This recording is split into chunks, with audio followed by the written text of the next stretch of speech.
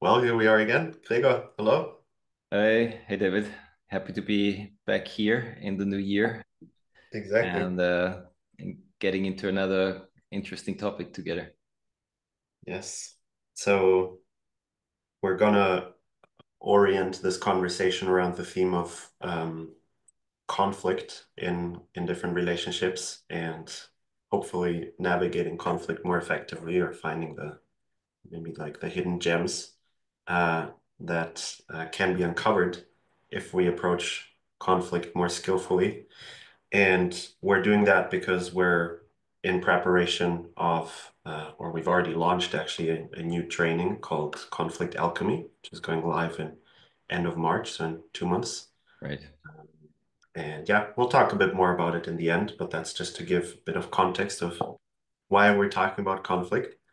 And yeah, one thing I'm really curious about, since I know how much experience you have working with people individually, with couples, and in groups. And I know that relationships and in that conflict is a big theme. And one thing that I'm curious about is um, what are misconceptions or misunderstandings that people come with that make it hard to approach conflict in an empowering way? And then like what's like how do you help them kind of go from these misunderstandings to a more fruitful way of looking at conflict? Hmm. Yeah, that's a good question. So I would say they're like at the very core, there are two basic misunderstandings in which we're actually gonna talk a bit more in detail than also when we talk about the course because they relate to this say fundamental principle or ways or default modes we have how we engage or not really actually engage but try to handle ourselves and the world with this challenging thing of conflict. And the first is an unconscious bias that we think, that's where I come from. I'll talk about that maybe also when I share with my story, Mm, um, that we actually think deep down we shouldn't have a conflict. Like, mm, and when it's there, it's it's a problem. It's a mistake. Something went wrong, and it shouldn't happen. And how do we get back to not having the conflict, which doesn't really work that way? And the other thing is an also unconscious bias or thought or belief like, yeah, it's all about conflict. Of course, relationships and interaction with people is difficult. So we're going to have it anyway.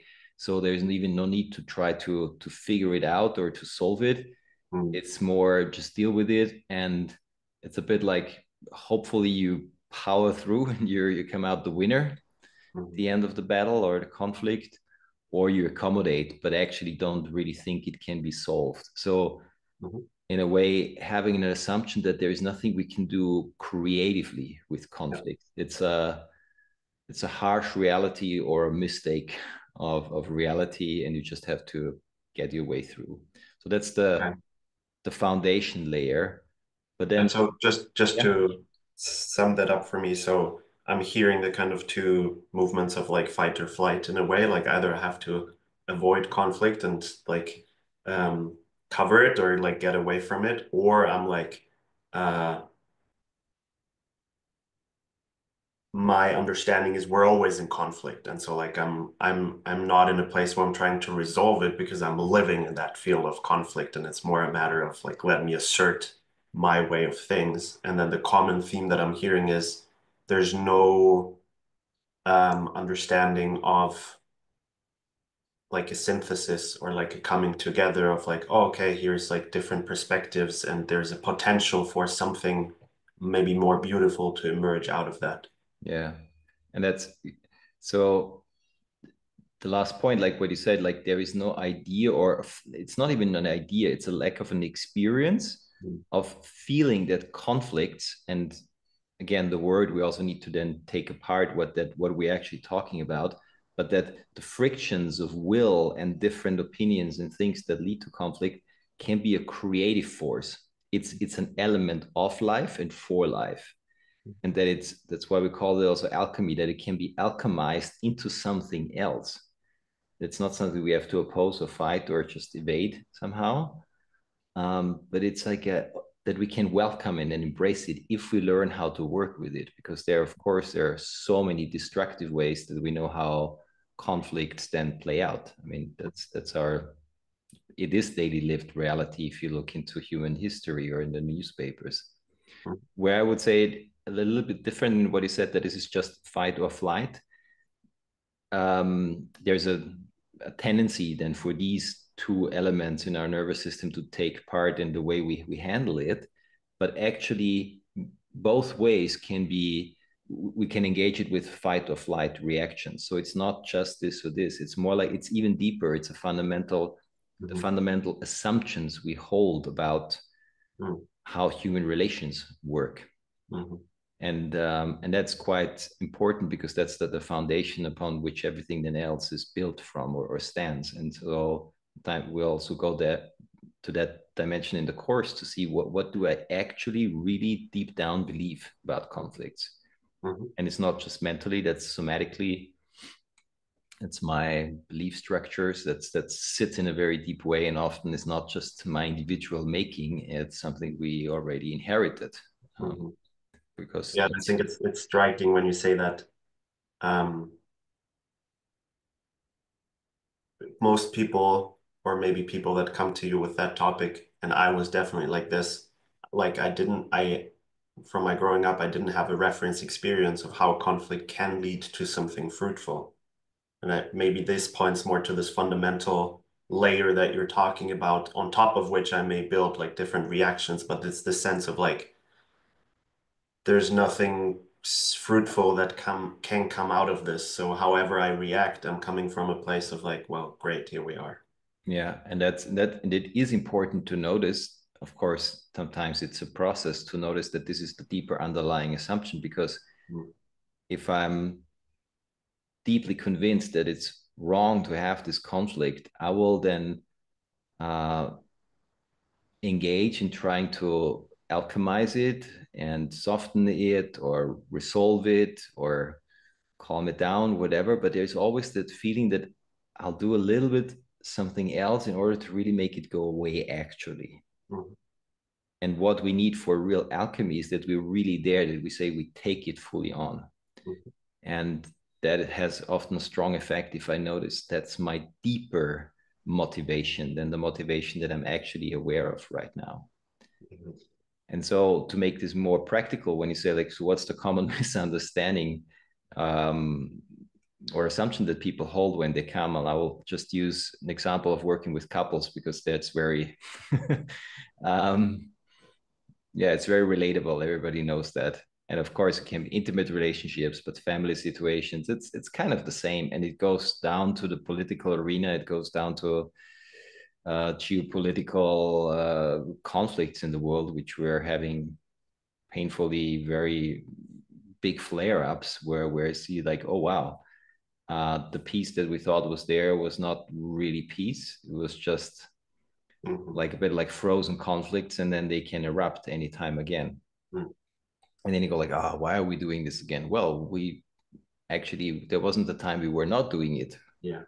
It's just now becomes more obvious again, or it's like, yeah, it's inflamed again, or and so the one thing that is so interesting and is when people come, they all and they let's say they're a couple comes and they're in a conflict, they're having either hot debates or not speaking to each other anymore, but they feel like there's a problem.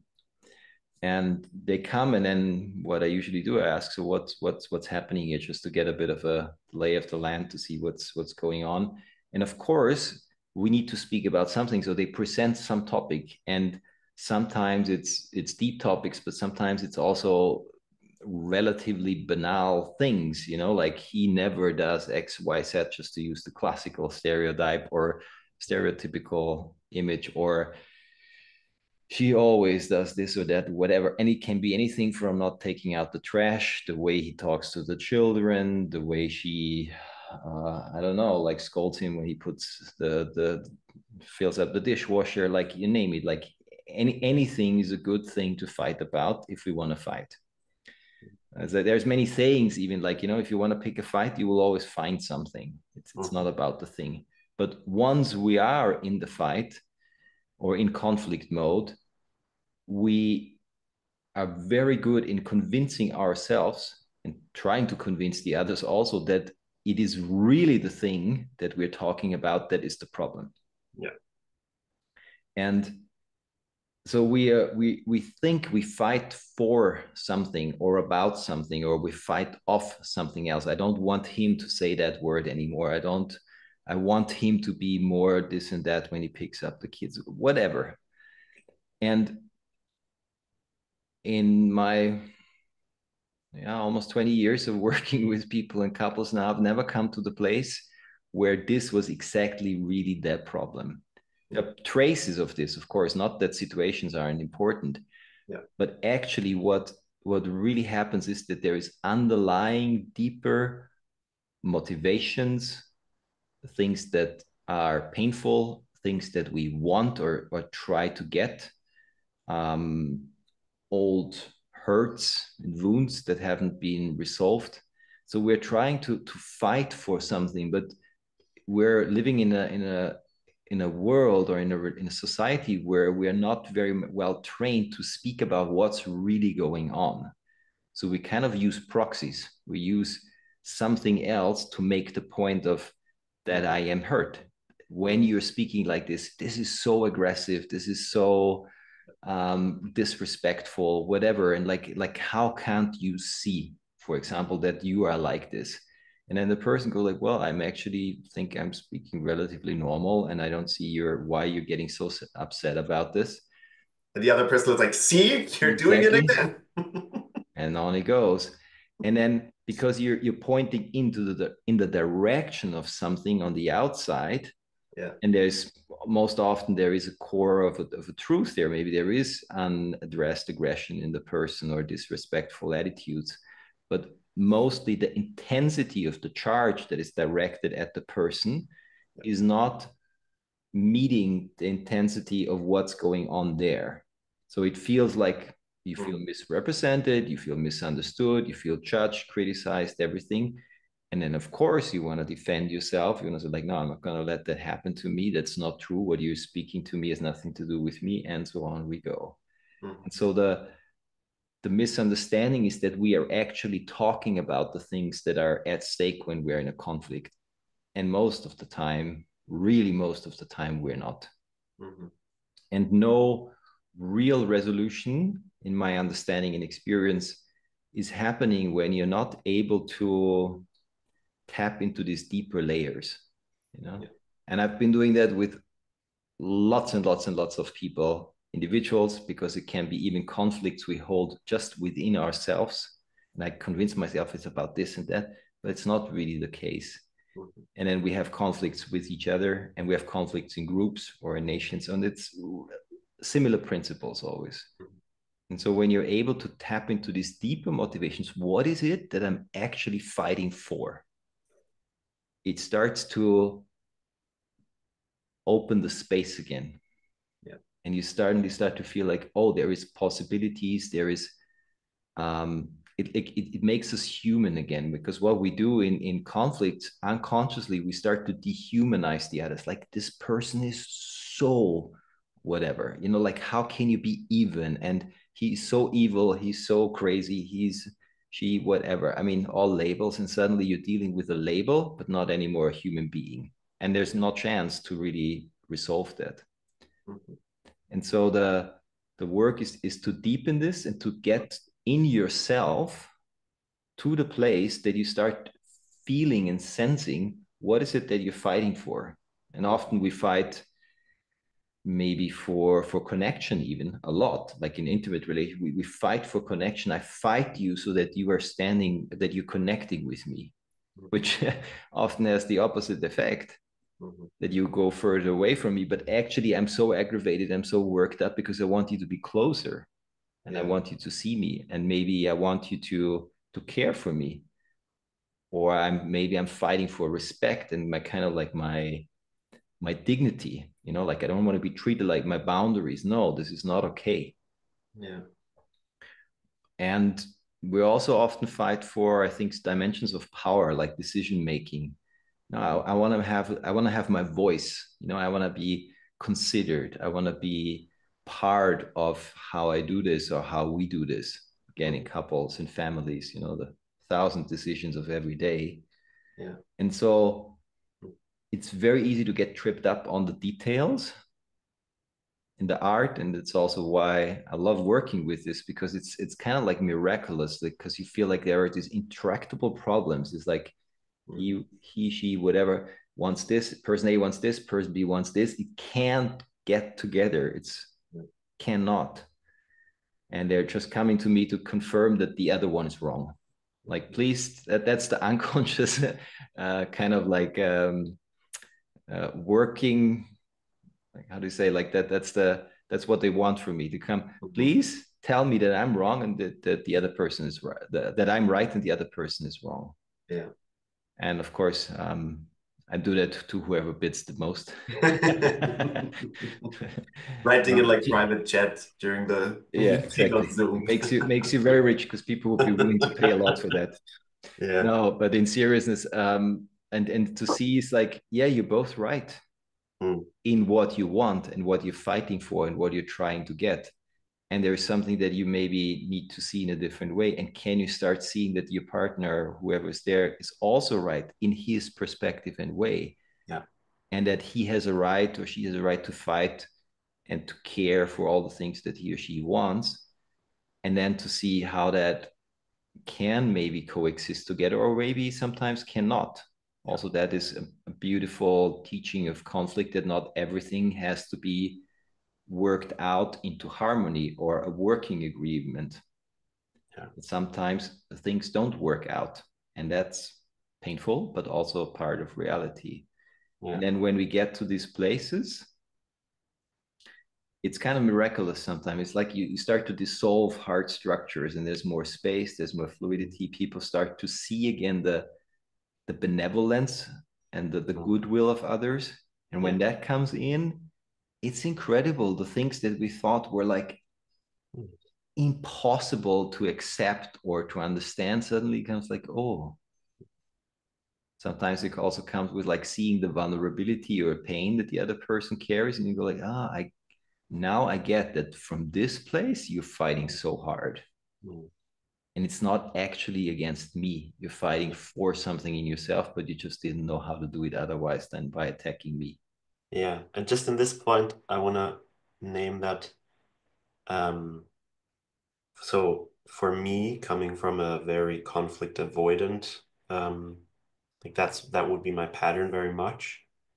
What helps me to get to this place of like what's the deeper thing that's driving me, is to, in the first place, like to own the energy that is in a charge. Because I know that's something that I have done in the past, is to almost like, oh, I don't want to, like, it's really intense. I don't want to be with that. So let me just like analyze it and let me like, oh, I'm sure like there's something really deep in there that's really important. And that then I skip the step of like, boom, like I feel the charge and I allow myself to have these judgments and these projections, knowing that I will get to a deeper place through allowing it. Yeah, exactly. Like we're like in a way you're outlining already what the work is about, that this goes in sequence. You cannot like just throw one thing in and this will dissolve everything and everything's going to be already alchemized. Yeah. Alchemizing is a process where you need to see which ingredients are for you more important than for others. Mm-hmm. What's your bias? What's your tendency? Where you're coming from? What's your challenge right now? And what's also maybe a gift you hold to really make this a beautiful alchemical process. So, and allowing oneself to have it as a process, uncomfortable as it may be. Yeah. And I mean, we can move into this. I can, or like for me, this has been such a learning process. As I said, as you also mentioned, I mean, I really was not equipped with the tools necessary to hold conflicts in a good way at all, I would say. And I'm still learning about layers in myself after practicing this more 25 years and being quite dedicated. And I'm still finding places where I'm going like, wow, interesting. So I grew up in a very conflict avoidant family, embedded in a very conflict avoidant culture. So I grew up in Austria in the countryside, born in the end of the 70s in a like the farming community. So, and especially my family, we're all nice people, which is, I'm not saying that with with sarcasm, we're really nice people. But I've never ever seen my parents fight ever. And there's something I'm very grateful for in that, because I know the devastating effects, violence, harshness, aggression, uncontained or like ongoing conflicts, what a devastating effect that has on the human psyche. So there's something in me that was actually very much geared towards the goodness of people. I kind of like quickly assume the goodwill of people.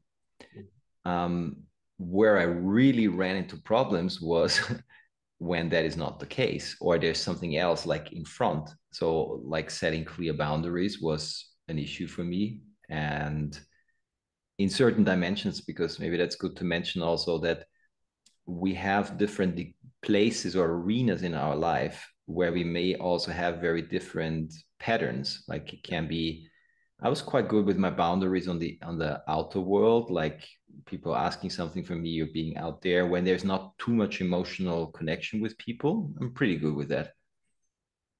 Where I wasn't so good was when it comes to intimate relationships or very people that are very close to my heart. And then, of course, going into relationships, um, I ran into this all the time. Even in my family, I was already the angry kid. Looking at the world right now, I'm like, oh my god, like I'm far away from that. But like, just told me the degree of how we just valued harmony, which is like, don't go there Yeah. over everything else. That was the paramount value.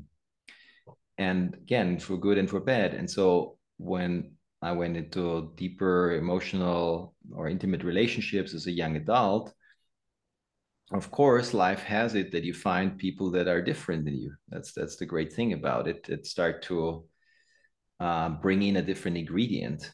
And I was consciously, unconsciously, I think, seeking partners that were more on the fiery side. And then I was like, when then conflicts came up, or what I would call conflicts, but other people were just like, we're just talking with passion.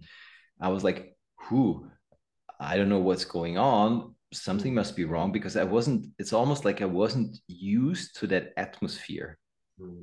And then only because, so some people are really wounded by that actively. So for them, it's dangerous to go into that because that was always the painful experience of childhood.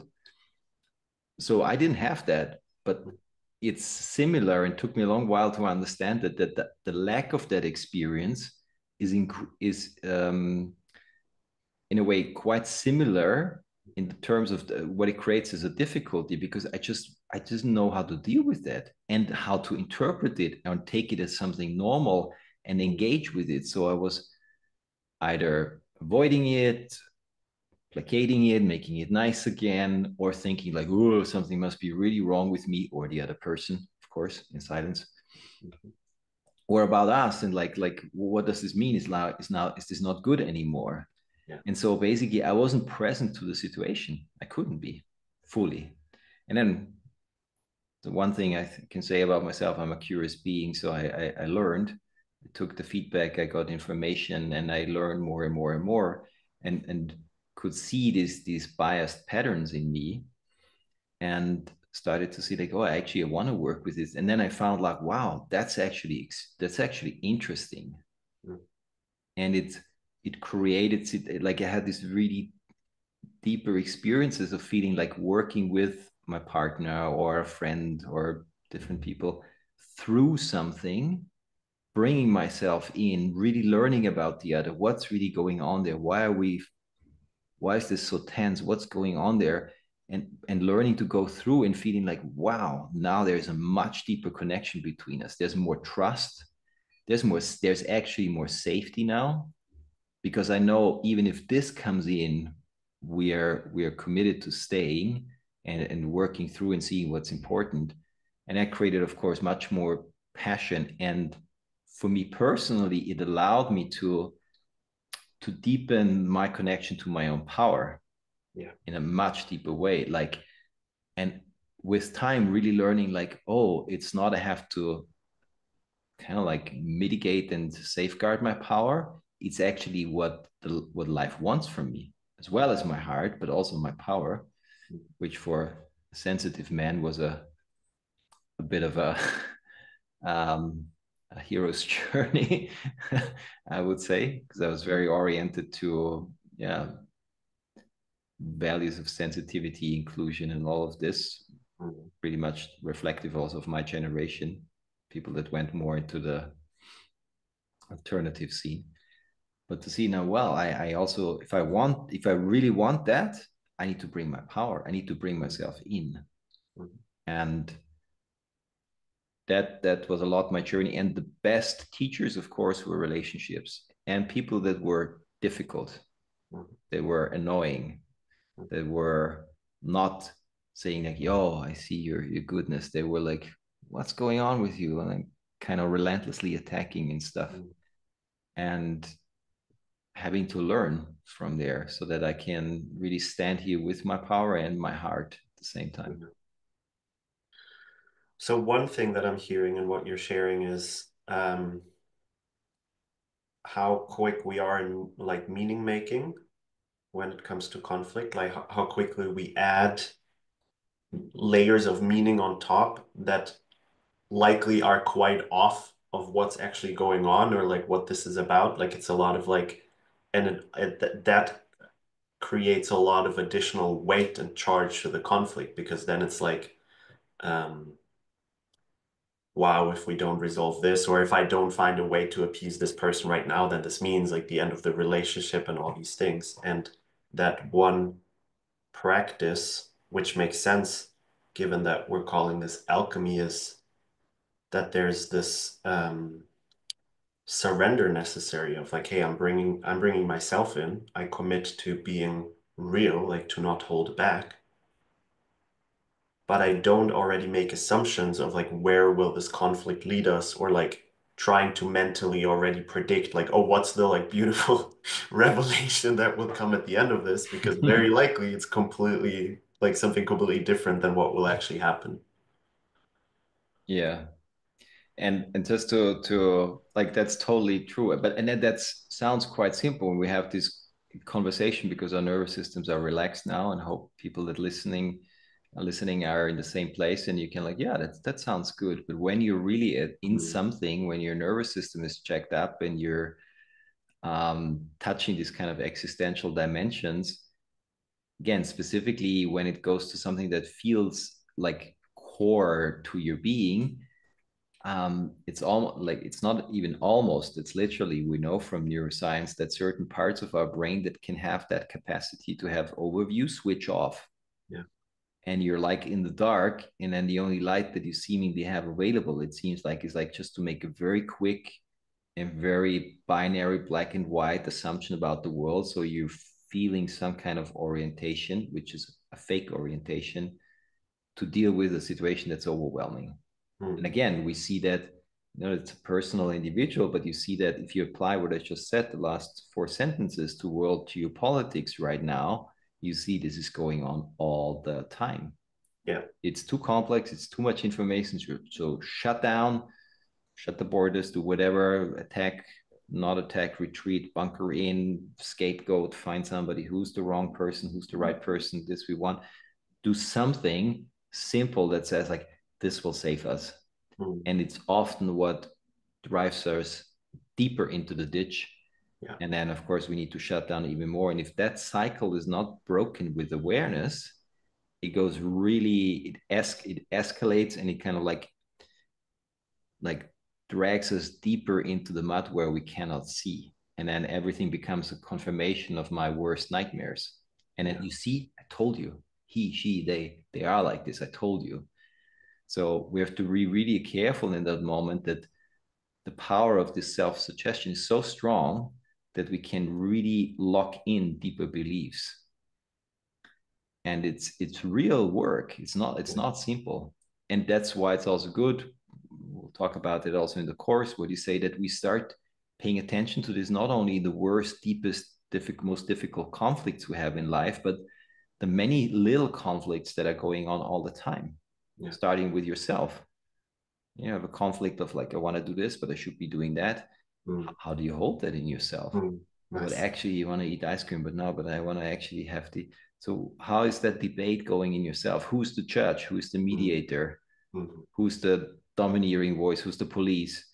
Like, um, again, in the course, we'll take that really a bit more apart in the first call, where before you even look about what's happening there with other people, you look what's going on inside yourself.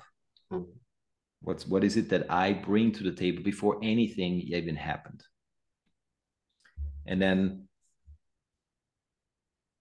like, we talked a little bit more about the avoidant kind of structure, where people go like, oh, I don't want that, or people's like, no, I have never conflicts, it's all good, because they're so effective in not engaging that there is no rub. Like, a conflict means also you show up with your values, and people will rub with you because you are there, and that's in the rub is where we really meet. And then, but there's also the people that are the other side. They're already like leaning in and waiting. When's the next conflict coming in and showing up? And like, they better be prepared, or even like escalate something, because they think it's anyway going to happen. So let's light that. Oh, there's a little fire. Let's sprinkle some gasoline in it and see what happens. So then we have the fire, and then we can deal with it, and then maybe we can relax after again. Yes.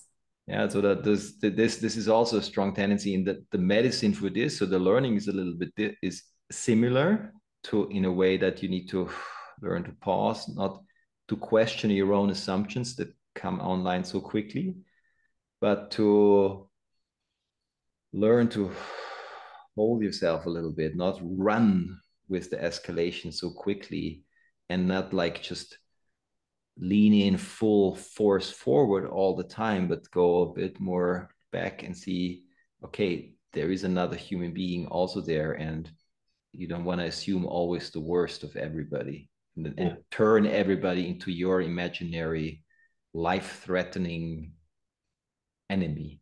Yeah.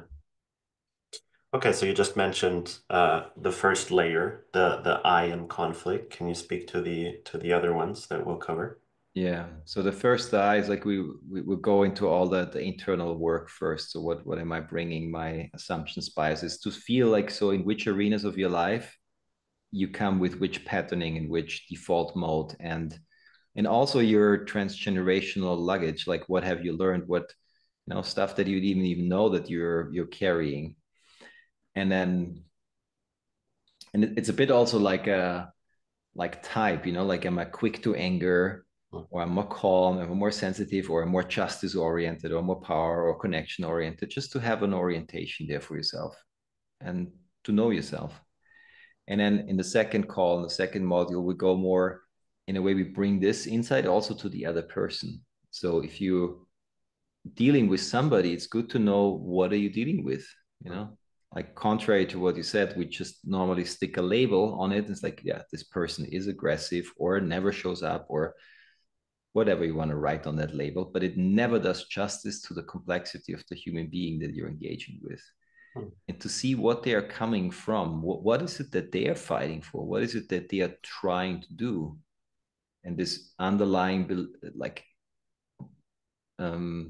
clarity that when people fight, there's something that's important to them. Sometimes with you don't care. If somebody's in a fight with you, you already know they care. Otherwise, you wouldn't be fighting. It'd be impossible. To grant them also that you start to walk a mile in their shoes, as the old saying goes. And it's like, what is it that motivates them, that they maybe not able to tell you, but it motivates the way they interact with you, the way they speak to you. Maybe why they're even hurtful to you. Again, it's not to condone violence, perpetratorship, or anything, but to create understanding without abandoning yourself. So that's why the first step is with you here, and your clarity also of boundaries. And only from there they can investigate. Can you say, like, just give an example of how like how will you practically help people get into that place? Because it sounds nice, but um, yeah, it's Oh, question. it's actually pretty simple because we sometimes think like I don't know what's going on for them, but we have the superpowers of human consciousness and awareness that when we really become curious, we Mm, investigate, mm, um, we allow ourselves to really be open to be surprised because in a conflict, I actually don't want to be surprised about what I find in the other, but I would just want to be confirmed. So when I'm allowing myself to be surprised, there's many little simple techniques, just inquiry, spending time. mm. At the end of the day, the most outrageous thing, even talking to them, asking the No. question. Yes, I know Oh, it's a crazy thing, but just really yeah. talking and asking rather than assuming and telling. Mm, mhm, It's a mm, superpower just to ask. I want to help me understand mhm, what is it that you're trying to get with this. mhm, And even if it makes no sense, it doesn't matter. I'm just first here to be curious. mhm. So there is many little tools, and even before you speak to the person, there's many things you can do. You can put them yourself into their shoes, inquire, allow your body to tell you, and you'll be surprised that you will get a lot of sometimes pretty accurate information that even maybe the person themselves are Mm, not fully conscious and aware of. mhm. Cool. Okay, and then the third module. Yeah, and the third is in a way a bit already like with the bridge of like talking to each other in practices that you do with each other. You know, Mhm, this goes especially for people if you're in a relationship or family or with somebody that are both are willing to do the work.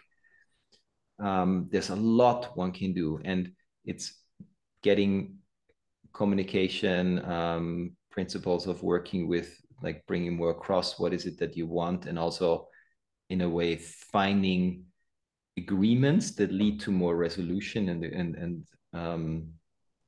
alchemy rather than finding things that are escalating, you know, like how to down escalate and to regulate so you can come to a fuller resolution. mhm. And also especially for couples, that's very important then when you're not even in an actual conflict situation to have a shared vision of how you want to deal with conflicts in the future, how you want to approach that, how you want to hold that, like to have a shared updated belief or like value system that the next time this comes around, as it will, you're equipped and you know, even though I hate you right now, but I know we agreed to do this together, Mm, or nice. I'm scared by you or whatever. But like Yeah. you're not going out of the ring and you're in two different arenas. We're staying in the same arena. It's Mhm. uncomfortable, but we're doing this together. And couples that find that and learn how to bring that back in again and again, that's a whole different ball game. Yeah. Because then you're not then you can actually talk more about what's really going on, even about details. You don't always fundamentally question the goodness of the other person or their willingness or all these deep mischaracterizations of each other that are unbridgeable often. So and to create the vision, and this can be between couples, but it's great for families, great for organizations and cultures and teams. How do we deal with conflicts when they show up? How do we engage in decision making? And Yeah. how do we have processes for things that are undigested from the past, the luggage we're Yes. carrying still with us around? How are we doing this? And there's Yeah. like it's a an open space for a lot of creativity because people come up with very creative ideas how it works for them. Yeah. So that's the invitation to harness the power, because again, in its core, the energy that wants to be released through conflict is a creative force. Mhm. And if it turns into something creative, it's often, yeah, then that's the real alchemy. And you feel like, wow, I'm so glad we had this kind of difficult period together. Yeah. So like basically this is about what are the agreements we can create that we can lean back on if conflict erupts and we can kind of be like, okay, like this is uncomfortable, but we've talked about this and we have something that we use. Um, yeah, knowing, trusting, and hopefully also building the experiences that this will lead to something really fruitful. Like this is how the alchemy can actually happen. Totally. It's like the, the you need to have rules and regulations in place for crisis moments, because Yeah. if you try to invent everything in a crisis moment, it's just not going to be good. Yeah. It's not the moment you're getting creative. Mhm. Yeah. Cool. You want to wrap us up just with an invite, like who it's for, just sharing briefly. Yeah, Yeah. people can Yeah, expect. happy to. So the invitation is to everyone who is feeling a kind of a call to really update your inner software, but also your skills and your ways of holding conflict in your life with your loved ones, intimate relationships, but also families, friends, colleagues in organizations. So what we are working with is applicable to all dimensions of life. We start more with the personal domain because that's where we are more rooted with our experiences. But it gives you tools to really learn a lot about yourself, the way you hold in conflicts, the unconscious biases you bring, and also how to transform them into something more supportive, creative, life giving, and also learn a lot about human nature per se, understanding why we fight, how we are fighting, how we tick, why is it so difficult sometimes, and in a way to become um, a secret agent for real deeper peace, but not peace in the absence of conflict, but peace where we can bridge things and create a container for difficult things to land in a new way, in a new place. So the invitation is to everybody. If you're curious, especially if you have a history of feeling like this is really difficult for you, this will be a safe space where you can explore this, explore yourselves. Also bring in practical cases and questions you're having. You can also do it with your partner or a friend or a family member. And it's wonderful opportunity to not do it in isolation and feeling alone with it, but to come in and see like these are very basic principles and questions that most people are kind of grappling with, and to do it in community and learn from each other, and also receive the support and the guidance to practice new things. Beautiful. So we're starting March 25th, so end of March, and there's 3 calls. They're about 2 weeks, 10 days apart from each other. And yeah, put the link somewhere around this video for people to check it out and hopefully to join us. And yeah, I like this image of becoming a secret agent for a new culture of conflict that actually Yeah, serves human beings and yeah. Well, honors that's a us beautiful as way, a individuals. secret agent for holding a new culture of embracing and alchemizing conflict. That's beautiful. So that's the real invitation. Cool. Well, great. Thank you, All Jake, right. for the Thank you, David, conversation. and bye bye.